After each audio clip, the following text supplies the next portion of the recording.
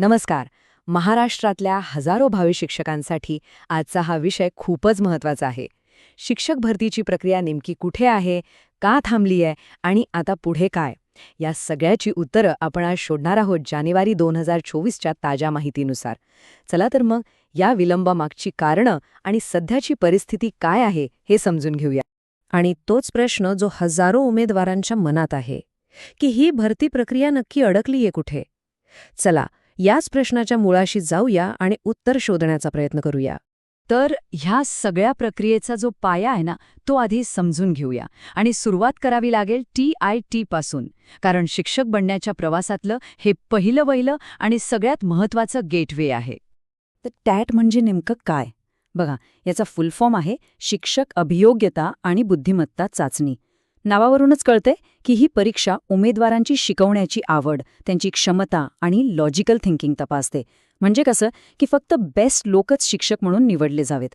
ही परीक्षा पुणे येथील महाराष्ट्र राज्य परीक्षा परिषद घेते.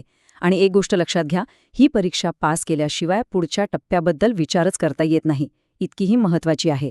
ओके, तर आता पुढे जाण्याआधी TIT 2023चा आत्तापर्यंतचा प्रवास कसा राहिलाय यावर एक पटकन नजर टाकूया, म्हणजे आपल्याला आजची परिस्थिती नीट समजेल.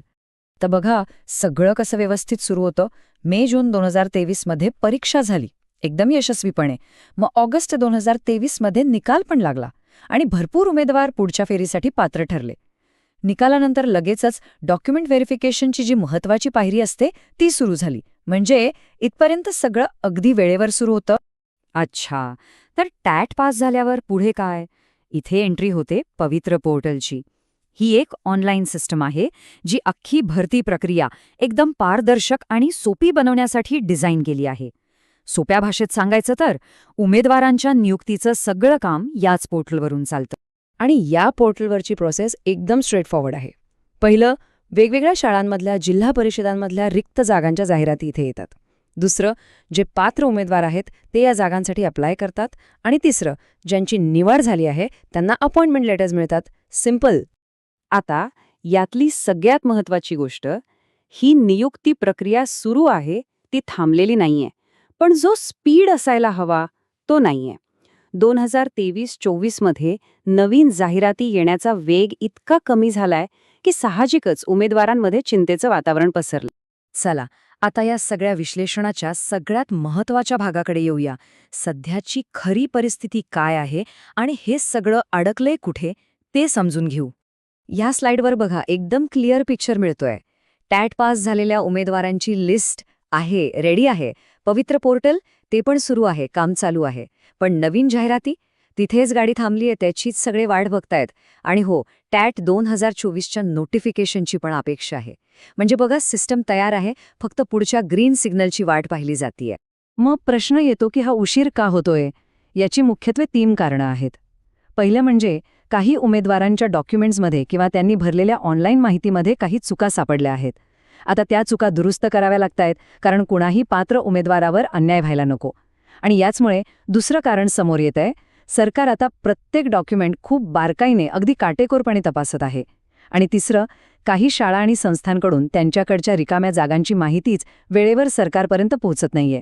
या सगळ्याचा परिणाम म्हणून अख्खी प्रोसेसच स्लो झालीये. ओके, तर परिस्थिती काय आहे हे तर आपल्या लक्षात आलं. पण मग अशा वेळी उमेदवारांनी काय करायचं? हात बांधून बसायचं का? अजिबात नाही. चला पुढे काय करायला हवं यावर बोलूया. सर्वात पहिलं आणि महत्त्वाचं काम, पवित्र पोर्टलवर रेग्युलरली लॉग इन करून अपडेट्स चेक करत रहा. कोणतीही नवीन सूचना आली तर ती तुमच्याकडून मिस व्हायला नको. दुसरं, तुमची सगळी कागदपत्र, टेट, टाएट, तुमची डिग्री सर्टिफिकेट्स, आरक्षणाचे दाखले, सगळं काही अपडेटेड आणि एकदम तयार ठेवा. आयत्या वेळी धावपळ नको. आणि तिसरी गोष्ट, अभ्यास सोडू नका. अभियोग्यता, बुद्धिमत्ता आणि मुलाखतीची तयारी सुरूच ठेवा.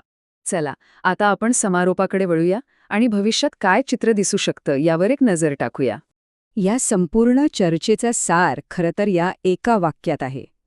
टेट ही महाराष्ट्रातील शिक्षक भरतीचा कणा आहे आणि 2023ची नियुक्ती प्रक्रिया पवित्र पोर्टलद्वारे टप्प्याटप्प्याने पुढे चालली आहे.